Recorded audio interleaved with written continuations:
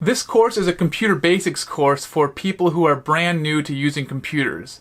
It's also great for people who have some knowledge but just want to fill in some gaps. There are a variety of topics, and you can use the time codes in the description to skip right to the topic you want to learn about. This course was developed by gcfglobal.org.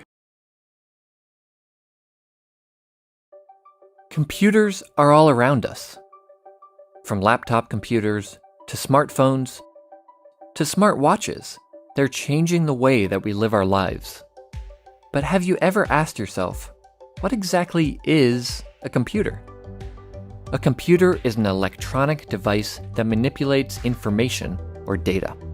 The computer sees data as ones and zeros, but it knows how to combine them into much more complex things, such as a photo, movie, website, game, and much more. Computers use a combination of hardware and software. Hardware is any physical part of the computer, which includes the internal components and the external parts like the monitor and keyboard. Software is any set of instructions that tells the hardware what to do, such as a web browser, media player, or word processor. When most people say computer, they're talking about a personal computer. This can be a desktop computer or a laptop, which has basically the same capabilities, but in a more portable package. Personal computers come in a few different styles. The most common type uses the Windows operating system. Macs or Macintosh computers feature the Mac OS operating system, while Chromebooks run on Chrome OS. Smartphones and other mobile devices mostly use the iOS or Android operating systems. We'll talk more about operating systems in a later video. Computers come in many other shapes and sizes. TVs, game consoles, and even appliances like refrigerators can have built-in computers, although they may not do everything a desktop or a laptop can. There's another type of computer that plays an important role in our lives: servers. A server sends information to other computers on a network. In fact, every time you use the internet, web servers deliver the web pages that you want to see to your computer. Servers are also used in many offices to store and share files. As you can see, there are many types of computers out there, and each one plays a part in our modern world.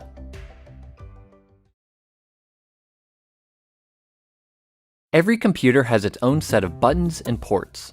In this video, we're going to talk about some of the most common ones, including what they're for and how to recognize them. Some buttons are universal, like the power button. Depending on the type of computer you have, it may be on the front, on the back behind the screen, or even on the inside when you open the lid. The power socket is where you'll connect the power cord. If you have a laptop, you'll have a charging port instead. Most computers provide more than one USB port, so you can plug in any device you might need. Keyboards, printers, and USB drives are all common examples. Some computers even have USB-C ports, which can be used for many different things, not just plugging in devices. Laptops, for instance, often use the format for the charging port. If you have a desktop, you'll use the monitor port to connect the monitor. There are quite a few types of monitor connections, ranging from HDMI to the USB-C style we just mentioned. If you have a laptop, you can connect a separate monitor as long as you have the right equipment. Just look for the display port and plug in the appropriate cable. The Ethernet port lets you connect to the internet if you're not using Wi-Fi. All you need is an Ethernet cable, which you can then connect to your modem or router. If your computer has an audio jack, you can use it to plug in wired headphones or speakers. You may or may not have a disk drive, depending on how old your computer is and who makes it. The disk drive can be used to insert a CD, a DVD, or a Blu-ray disc. If you have ports that look like this, They're for older peripherals like mice, keyboards, and printers. Newer versions of these devices usually connect via USB or wirelessly. And that covers the basics of buttons and ports. Of course, every computer is different, and technology is always changing. To find out what options you have, take a closer look at your computer.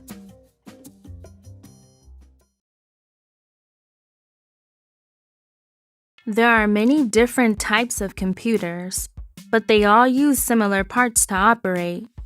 In this video, we're going to show you what these parts are and what they're used for, starting with a standard desktop model. The computer case holds the main components of the computer. This is where the actual processing happens. Today, most cases are what we call tower cases, which means they stand up vertically, but they can also come in other shapes and sizes. To view things on your computer, you'll need a monitor. The monitor uses the video processor inside your computer case to display images, text, and other content. Most monitors have an LCD or LED display, both of which are very thin so they don't take up much space. All-in-one models are even more compact since they combine the monitor and the computer case into a single unit. To interact with your computer, you'll need a keyboard and a mouse. Keyboards come in many different styles, including wireless and ergonomic. The mouse is used to control the mouse pointer on the screen, so you can click and interact with your computer. Most mice detect movement using an optical sensor on the bottom. Underneath, you'll find a small electronic eye. Laptops combine all of these things into one. That includes the components that are normally inside the computer case, plus a built-in screen, keyboard, and touchpad. The touchpad is a small touch-sensitive area that takes the place of a traditional mouse. It lets you control the mouse pointer using a drawing motion with your finger. Laptops offer the best of both worlds when it comes to portability. You can use them on the go thanks to the built-in battery, or you can connect a separate monitor, keyboard, and mouse, effectively turning your laptop into a desktop.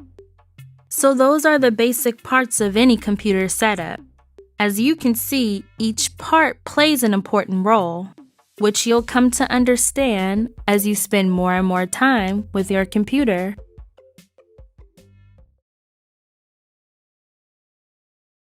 You may already know that there are many important parts inside a computer, but what exactly do they do?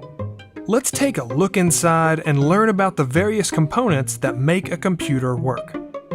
Whether it's a desktop computer or a laptop, every computer has a large circuit board called a motherboard. This contains some of the most important parts of the computer, such as the CPU, also known as the Central Processing Unit or processor. The CPU can be considered the brain of the computer because it processes information and carries out commands. Since it tends to get hot, it's covered by a piece of metal called a heatsink, which draws heat away from the processor. The motherboard also contains the computer's RAM, or random access memory. This is the short-term memory that the computer uses whenever it's performing calculations. However, you cannot store your files there, because the RAM is cleared when you shut off the computer. The hard drive provides long-term storage, keeping all of the computer's data even when it's turned off. Many hard drives use a magnetic platter to store data, but many newer computers have solid-state drives, which are faster and more durable, but also more expensive. On many desktop computers, the motherboard has expansion slots that allow you to upgrade by adding expansion cards. You can add a video card to get better graphics performance, or you can add a wireless card to connect to your wireless home network. Most laptops, however, don't have expansion slots. Of course, the computer's components need electricity to run. The power supply unit is designed to take power from the wall outlet and send it to all of the different components that need power. Laptops also contain a built-in battery that lets you use them anywhere. A computer is a pretty complex machine, but now that you've seen what goes on inside, it should be a little less mysterious.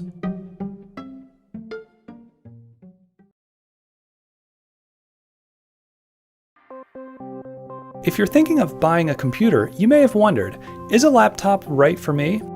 Depending on how you plan to use it, the answer may be yes. In this video, we'll look at some of the ways that a laptop is different from a desktop to help you decide. The biggest difference is portability.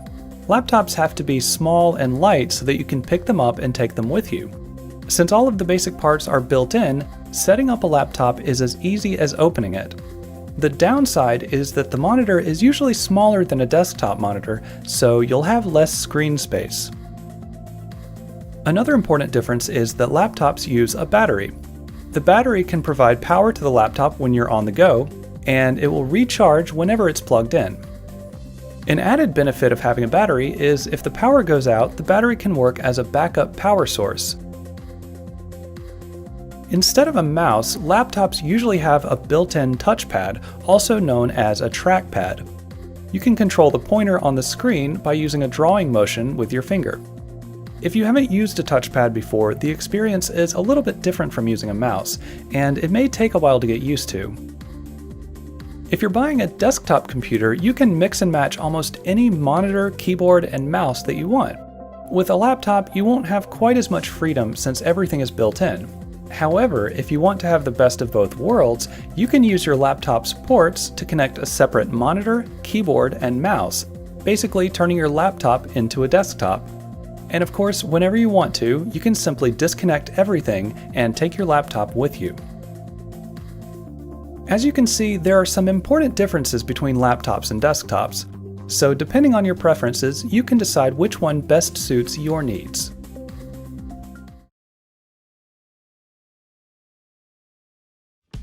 Did you know that you and your computer speak different languages? It doesn't speak Spanish, or Swedish, or Chinese. It speaks in ones and zeros. You can't communicate directly with your computer, but that's where your operating system comes in. The operating system, or OS, is the program that lets you interact with your computer. Together, the operating system and computer hardware form a complete system that determines what your computer can do. There are many different operating systems. Two of the most common ones are Microsoft Windows and Mac OS. Windows comes preloaded on most personal computers, while Mac OS runs on all new Macs. Operating systems aren't just for desktop and laptop computers. Mobile devices run mobile operating systems, like Apple iOS or Google Android, which are designed for interactions with smaller touchscreens. Before downloading a new program or application, be aware that it may not be available for your operating system. Some applications work on all devices, while others only work on certain ones. So get to know your operating system to see how it works and what it can do.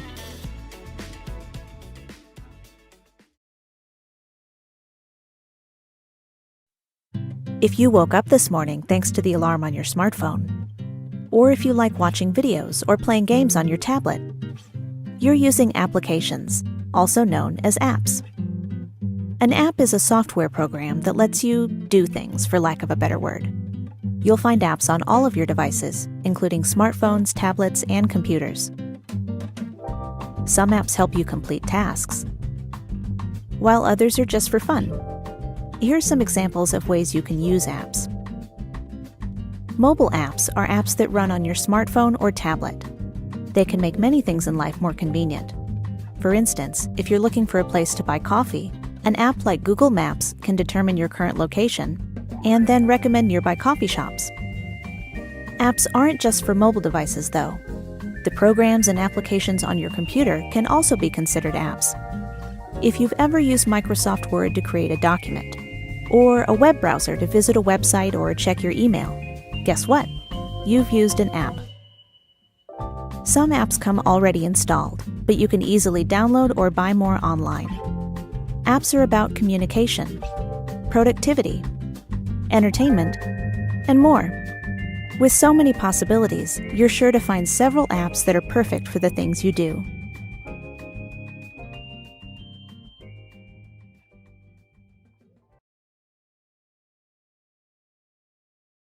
Are you having trouble putting your computer together? Are you feeling overwhelmed? Don't worry. Take a deep breath. We're going to show you, step by step, how to set up a desktop computer. First, unpack everything from the box and remove any plastic covering or protective tape.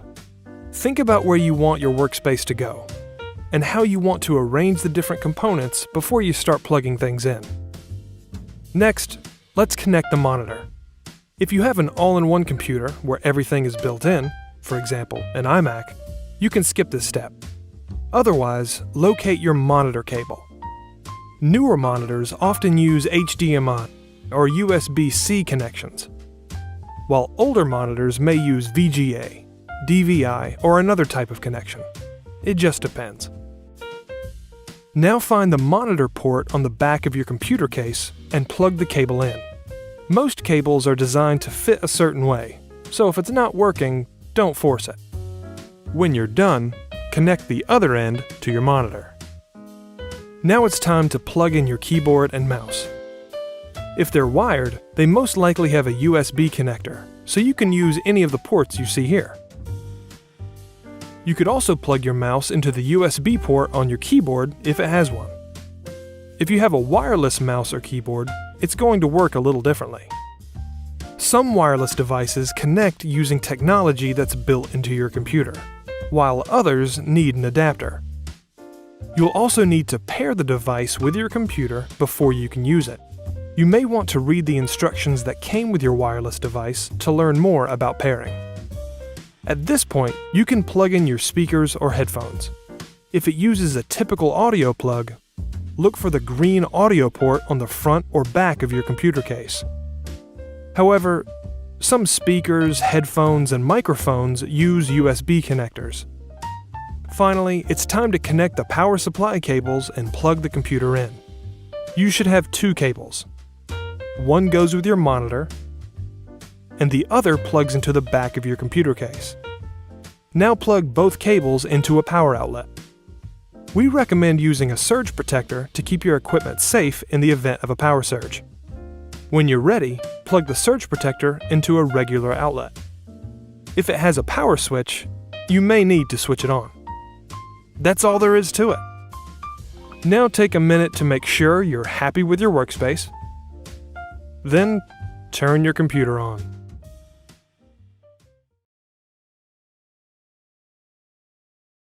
There are lots of reasons to set up a home internet connection.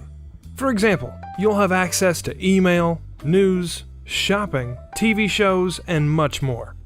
And once you have a working internet connection, you can create a wireless home network, which will let your whole family connect their computers, smartphones, and other internet-ready devices. Let's look at a few different types of internet connections that you can have. Dial-up connects to your phone line. It's usually much slower than other types of internet connections, but in some areas it may be the only option available. Generally, DSL and cable are better options. DSL plugs into your phone line, and cable uses your cable TV connection. These are both known as broadband internet connections because they offer much faster speeds than dial-up. This makes it easier to watch videos, play games, or browse the web. Fiber is the fastest type of broadband currently available. Using fiber optic cables, it can provide speeds that exceed even DSL or cable. However, it may not be available where you live, and it tends to be more expensive. Cellular is sold under a few different names, including 4G, LTE, and 5G. They're types of wireless internet connections often used by smartphones, but you can also get these types of connections for your home.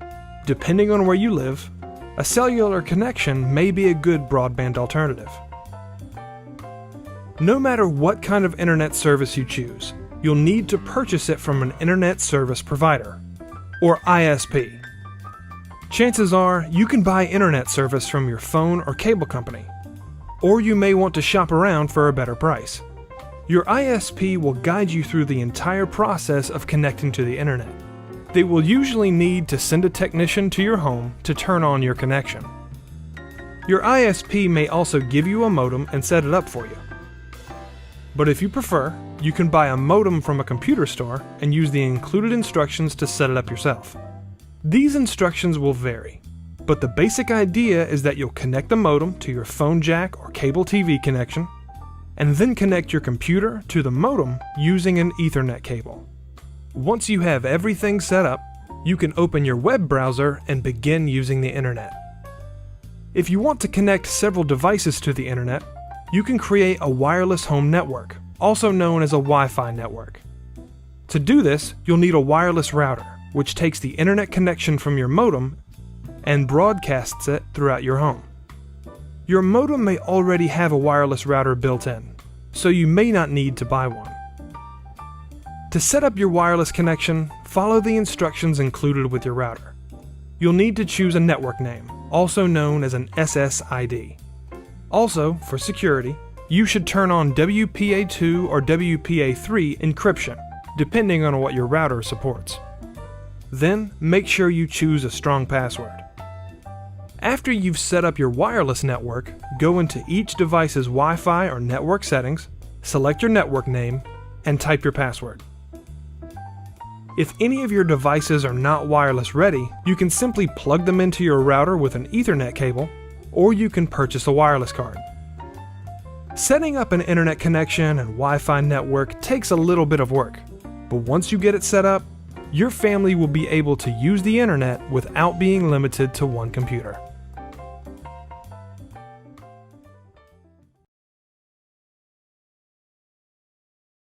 So you're at your computer working on some important files. Suddenly, a meteorite bursts through the window and flattens the computer.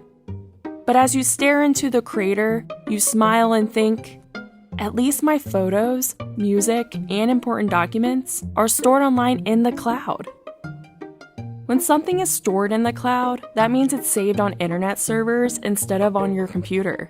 It's like having an extra hard drive you can access anytime you're connected to the internet. You can access your files anywhere by using cloud-based apps.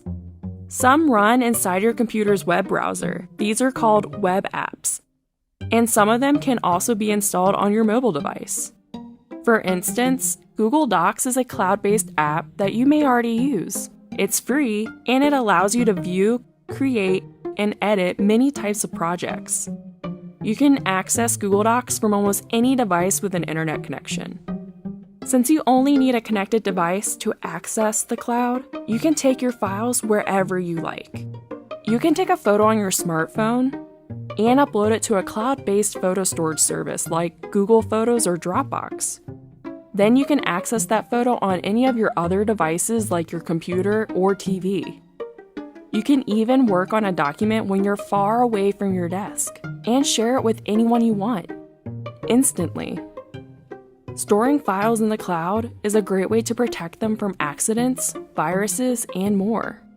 You can use cloud-based storage services like iDrive or Backblaze to back up the contents of your computer.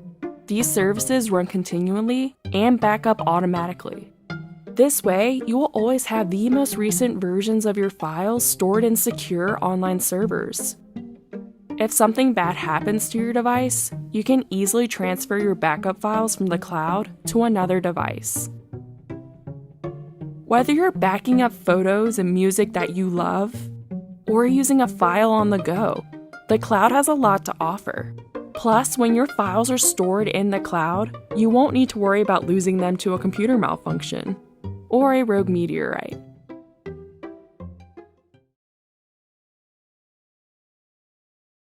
It's important to keep your computer clean, not only because it looks nice, but also because things like dust and dirt can affect your computer's performance. But there's a right way and a wrong way to do it. Here's the right way to clean your computer case, monitor, mouse, and keyboard. First, always turn off or unplug the item before you clean it, just to be safe. If it has a PS2 connector like this, make sure the computer is shut down, both when you unplug the cable and when you plug it back in. To clean your keyboard, turn it upside down and gently shake it to remove any dust, dirt, or crumbs. It's not uncommon for stuff to get stuck inside, which can affect the way your keyboard works. You can also use a can of compressed air to really get between the keys. To clean the surface, use a cotton cloth or paper towel that's moistened with rubbing alcohol. Never actually pour alcohol or any other liquid on your keyboard. If you spill something by accident, don't panic. Shut your computer down immediately, then disconnect the keyboard and turn it upside down so the liquid can drain. If the liquid is sticky, you can rinse your keyboard under running water just like this, turned to the side. Then let it drain upside down for 2 days before reconnecting it. It may not be repairable at this point, but it's worth a try. The best way to avoid this is to keep drinks away from the computer area altogether. Next, take a look at your mouse. If you have an optical mouse, good news. These don't require much cleaning at all because they don't have any moving parts. Just keep an eye on the light emitter underneath. If something gets stuck here, even a piece of dust, it can keep your mouse from working smoothly. To clean a mechanical mouse, again, make sure it's unplugged. Then remove the tracking ball by turning the ring counterclockwise. It should pop right out. Use a cotton cloth or paper towel to wipe it with a little rubbing alcohol. You can wipe the inside of the mouse too.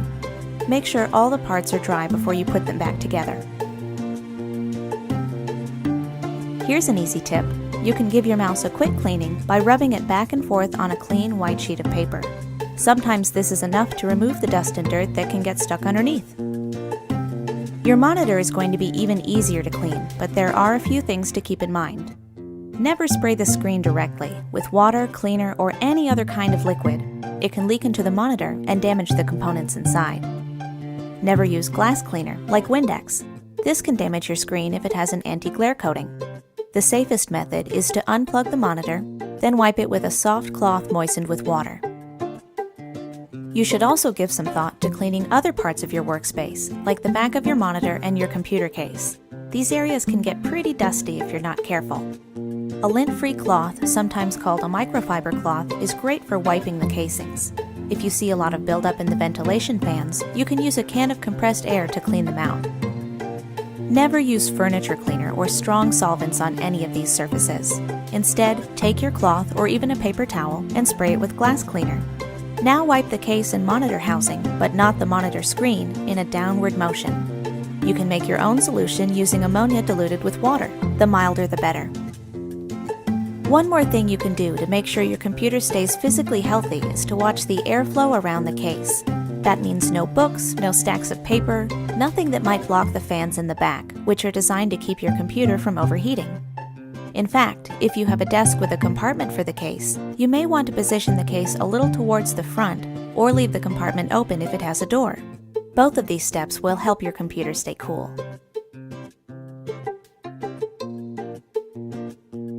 Looks good to me. Just remember to clean your equipment regularly, the right way, and your computer is sure to stay healthy for years to come. We rely on our computers for many different things. We trust them to keep our information safe, including our files and personal data. That's why it's important to protect your computer and do your best to keep it running smoothly. Here are some tips that can help. One of the biggest threats to computer safety is malware. Malware is any type of software that's designed to damage your computer or gain unauthorized access to your personal info. This can include viruses, spyware, Trojan horses, and other malicious software.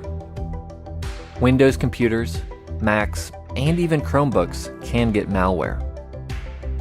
To protect your computer, you should use an antivirus program, like Kaspersky, Norton, or the built-in Windows Defender. This helps prevent viruses from being installed, and also lets you scan your computer and remove any viruses that are found. Keep in mind, no antivirus program is perfect. To stay safe, you should still avoid suspicious-looking ads or downloads. Run regular updates to your antivirus program, and also run updates to your operating system. To keep your computer running smoothly, the latest version of Windows offers a couple useful features, including Storage Sense and Defragment and Optimize drives. You can access both of these in Settings, or you can find them using the search bar. When you turn it on, Storage Sense helps you free up space on your hard drive by scanning for temporary files and other files that can be deleted. Once on, it will run automatically in the background. Older versions of Windows offer a similar feature called Disk Cleanup. Defragment and Optimize drives rearranges the data on your hard drive to help your computer run faster and more efficiently. It should be running automatically on a weekly basis, but you can easily check or change the schedule anytime. If something bad does happen to your computer, you could lose all of your important files. To prevent this, you should back up your computer regularly. One option is to buy an external hard drive and copy your files to it. To make this process even easier, you can use software like Windows Backup or Time Machine if you're using a Mac. Of course, if something happens to your computer and your backup drive, you'll still lose all of your files. For more security, you can use an online backup service like iDrive or Carbonite.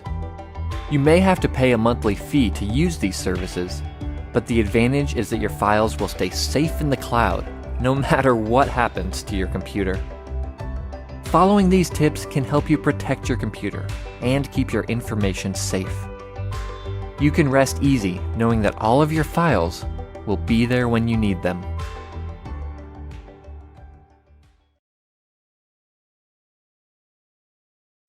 Does staring at the computer for hours make you feel tired? Do you suffer from frequent aches and pains? Looks like you could use some help with ergonomics. Ergonomics is a big subject, but basically it's about you and the things that you can do to make your workspace more comfortable.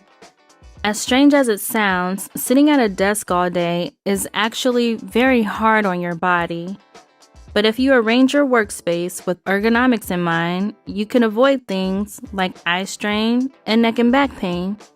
Here are some tips to help you stay safe, comfortable, and productive all day long.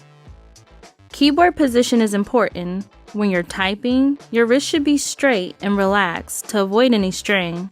If you do start to feel any wrist pain, you might want to look into certain products that can give you extra support. For example, an ergonomic keyboard. Next, raise and lower your chair so that your wrists are in the correct position. If your feet no longer reach the floor, you can find a footrest. When you're in your chair, you should be sitting in a natural, comfortable position. Try to avoid hunching or sitting too straight. Many office chairs are adjustable and designed to give you extra support in places where you need it, like the lower back. Take the time to learn how your chair works. Your monitor should be a comfortable distance away from your eyes, somewhere between 20 to 40 inches, or about an arm's length. The top of the screen should be about eye level, but this may vary depending on the size of the monitor. If you are working from a laptop, consider purchasing an external mouse and keyboard. That way, you can still place your screen at the proper distance and height while still being able to type comfortably. Adjust the screen brightness on your monitor so that it matches your surroundings. If you're looking at your screen and it feels like you're looking into a bright light, it's too bright. If it looks dark and murky, it's too dim. Some monitors also allow you to change the color so that the screen emits less blue light. This feature might be called night mode or night shift, and some people find that it greatly reduces eye strain. Another way to avoid strain and fatigue is to take frequent breaks. For example, look away from your monitor every once in a while. 20-20-20 is a good rule to follow. Every 20 minutes, focus your eyes on an object 20 feet away for 20 seconds.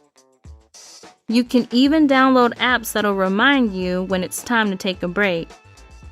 It's also important to get up and move every hour or so.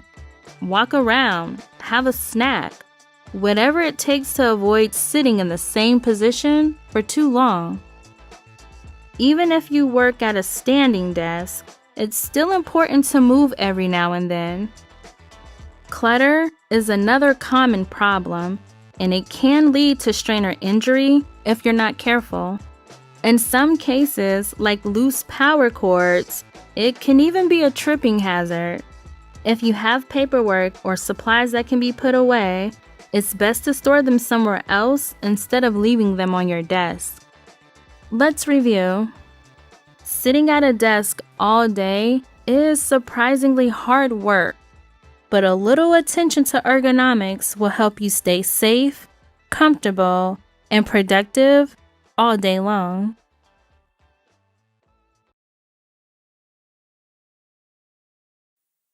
While you're using the internet, you may be picking up spyware, downloading malware, or using fraudulent sites without even knowing it. But don't worry, your browser does a number of things to help make sure you avoid running into malicious websites. And there are also some precautions you can take to stay safe. Something as simple as double-checking domain names can save you from accidentally visiting a site with unsafe content. Malicious sites often use deceptive web addresses to trick users into believing they are on a legitimate site. Many web browsers will highlight the domain when you're typing in a site's web address. In this case, it's just a darker font than the rest of the web address. Being able to clearly read the domain name makes it easier to double-check and make sure it's correct. This will help make sure you're going to the real, trusted site, and not a phony site with a similar web address. And if you are about to access a site that contains malware or other malicious content, many web browsers will show you a warning. Some websites will display this padlock image, or a similar image. When you see this, you know that that site has added additional layers of protection by making sure your connection to the site is secure, so third parties can't see your personal information. This is most commonly seen on certain types of sites, like banking sites. You won't see this on all websites, and that's okay. Not all sites need the extra security. Finally, another easy way to make sure your browser is providing as much protection for you as possible is by making sure you have the most recent version of your browser. Your browser will usually notify you when it has a new version or if there's an update available. But if you think you've missed or ignored updates, you can manually check for updates. In Chrome, click the Menu button. Then select About Google Chrome. By practicing just a few simple safety measures, you can browse the internet more safely. The internet has become an essential tool for communicating, which is partly why it has also become a popular target among scammers and cybercriminals. In order to safeguard yourself from email scams, harmful software, or identity theft, it's essential that you understand the ways you might be at risk. In this video, we'll go over the basics of identifying and avoiding potentially harmful content on the internet. The first line of defense begins with your email inbox. You've probably heard the term spam before in reference to junk email. Spammers can send an email to thousands of people at the same time, and they can do so anonymously, making anti-spam laws hard to enforce. So it's important to be cautious when it comes to opening emails. Fortunately, though, many email services now provide customizable features to help you protect your inbox. For example, the ability to turn off email images. Spam contains images that senders can track. When you open the email, the images load, and the spammer will be able to tell if your email works, possibly resulting in more spam. If you're using Gmail like I am, you can turn off email images by clicking the gear icon and then selecting Settings from the drop-down menu. Choose Ask before displaying external images.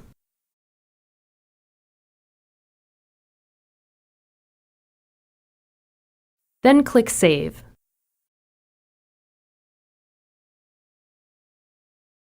Now if I get an email with images, Gmail will ask if I want the images to be displayed. Most email services also check to see if incoming messages are spam.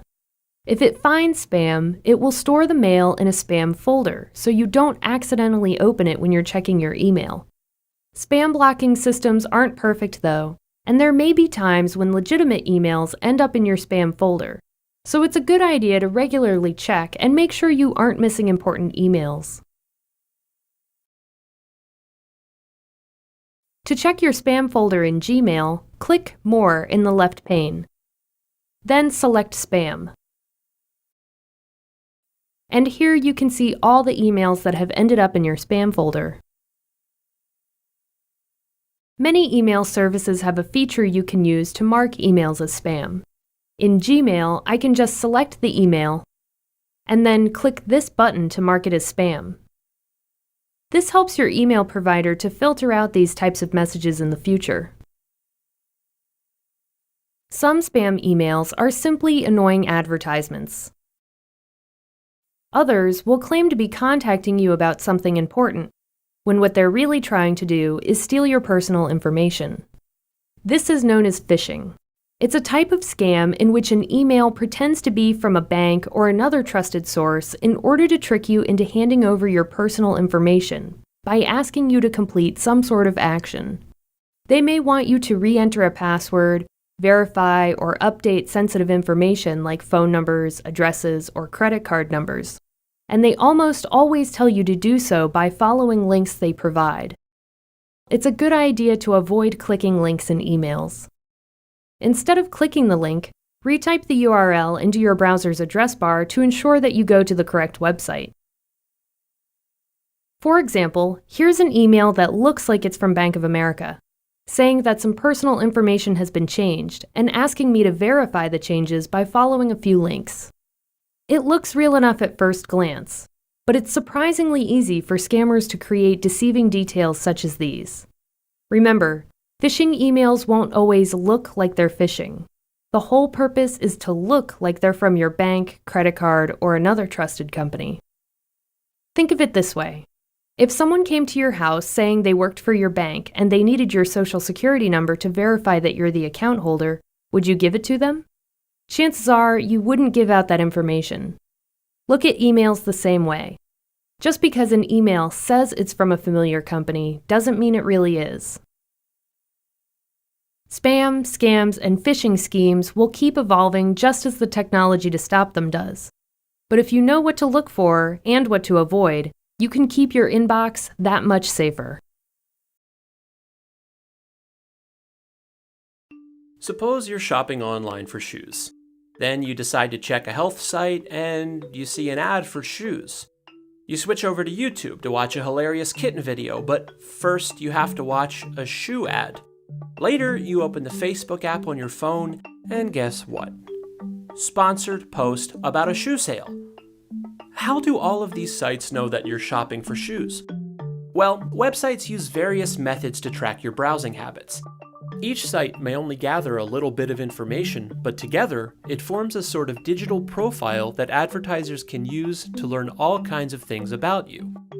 An advertiser can plant a small file on your computer called a tracking cookie, which they can use to identify you the next time you visit one of the sites they advertise on.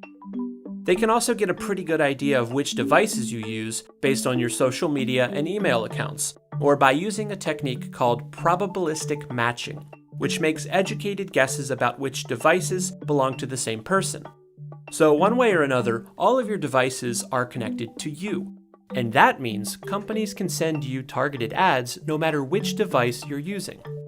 This does raise some privacy concerns since the information is collected without your knowledge, and there is a fear of how this information could possibly be used. For instance, could an insurance company deny coverage based on a person's browsing history? You can take steps to limit the amount of data collected, such as blocking tracking cookies in your browser settings, but with the current sophistication of tracking, they're pretty easy to get around. However, there are potential upsides to all this data being collected. It allows sites to recommend articles and videos based on your interests and helps search engines more quickly find the results you're looking for. As the technology continues to advance, sites will find new ways to tailor their content to better meet your needs. It's hard to say exactly where this will lead, but for better or worse, digital tracking is part of the modern online reality.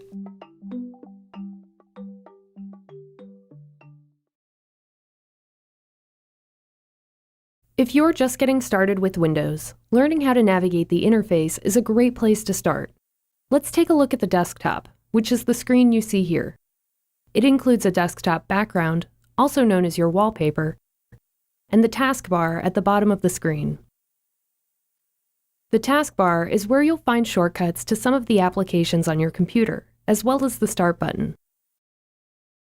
In most versions of Windows, you can click the Start button to see a list of applications, files, and settings. But if you're using Windows 8, you can click the Start button to return to the Start screen. The taskbar is also where you'll find File Explorer, which allows you to view and open files and folders. For now, I'm going to close the window by clicking the X. Let's check out more features on the desktop instead. The desktop is the main workspace for your computer.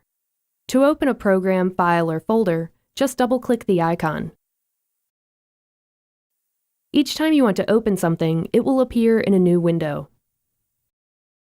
You have the ability to move windows by clicking and dragging the top of the window. When you're done, just release the mouse. If you have more than one window open at a time, you can quickly switch between them by clicking the icon for that window on the taskbar. Almost all windows allow you to maximize the window so that it fills the entire screen. Just click the button here. Click the button again to return the window to its original size. When you're finished, closing the window is easy. Just click the X. That covers the basics. Now that you know your way around Windows, you can start taking advantage of everything it has to offer.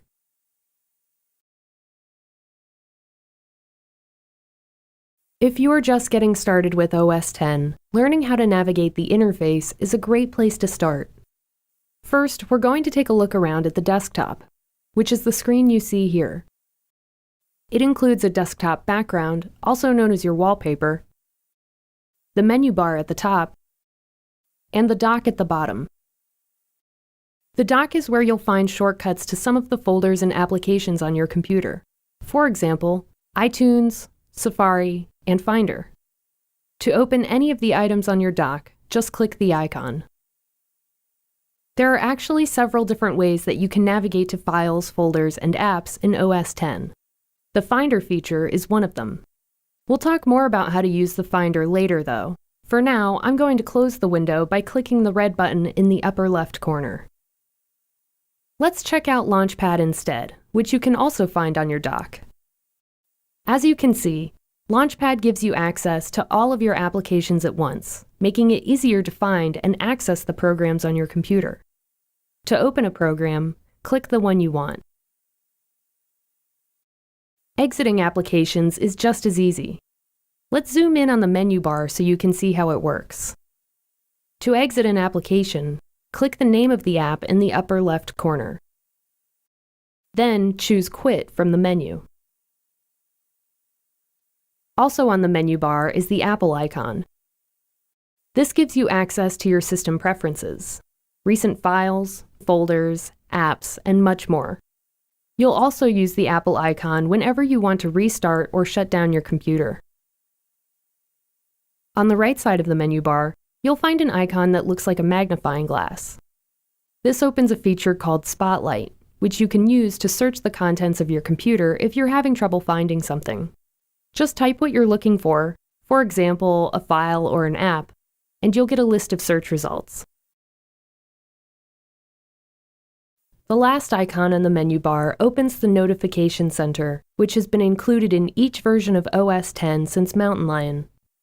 Here, you can keep track of the alerts you receive for different applications, including events on your calendar, reminders, and more. The Notification Center can be customized to show as few or as many alerts as you want. The desktop itself is one more place where you can store files, folders, and even shortcuts for easy access.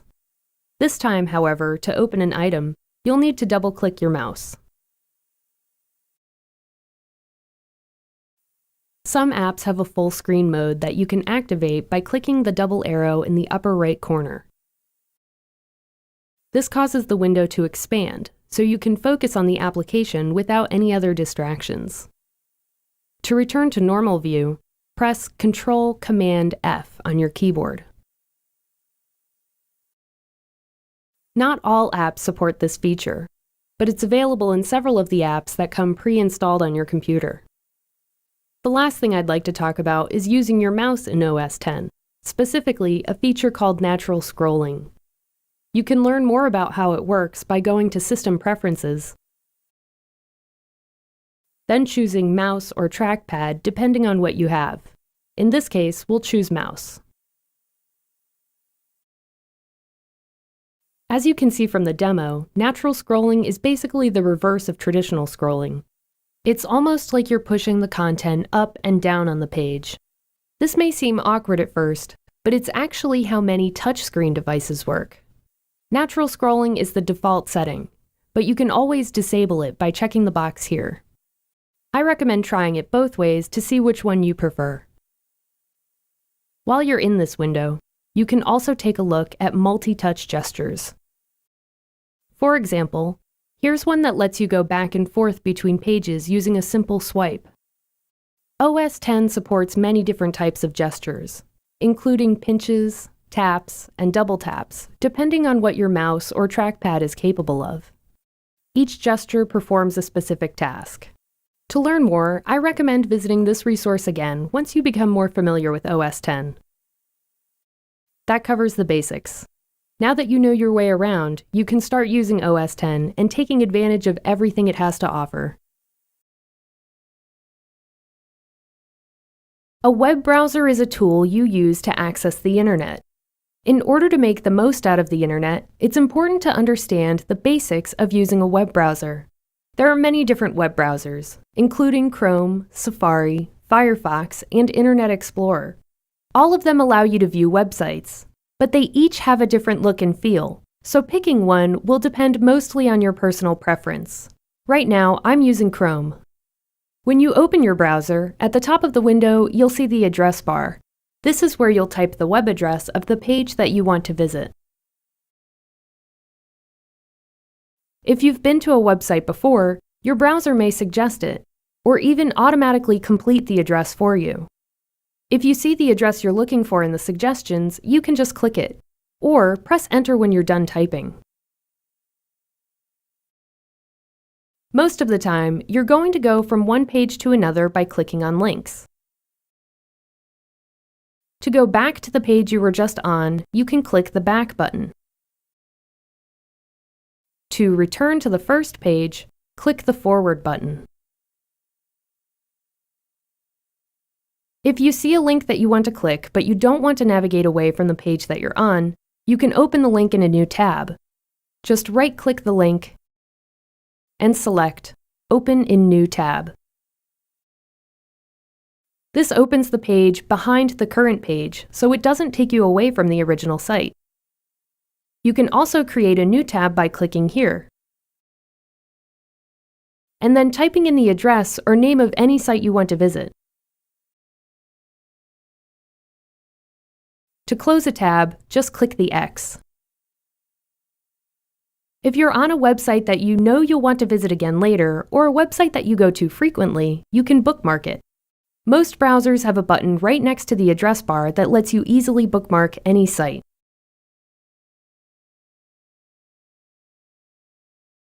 Once you've bookmarked a page, you'll be able to go to it again. In Chrome, you'll click the Settings button, select Bookmarks, and then select the website you're looking for from the list. Even if you don't bookmark a site, there's still a way to find it again later. Your browser keeps track of all the websites you visit in a feature called History. All browsers allow you to access your history. In Chrome, you can access this by clicking the Settings button. You can then click on a site to go to it. And as you may remember from before, you can begin typing in the address bar and your browser will make suggestions. These suggestions come from your history and bookmarks. The locations of these buttons and other options may vary a little depending on which browser you're using, but you should be able to perform all of the same actions no matter which browser you decide to use.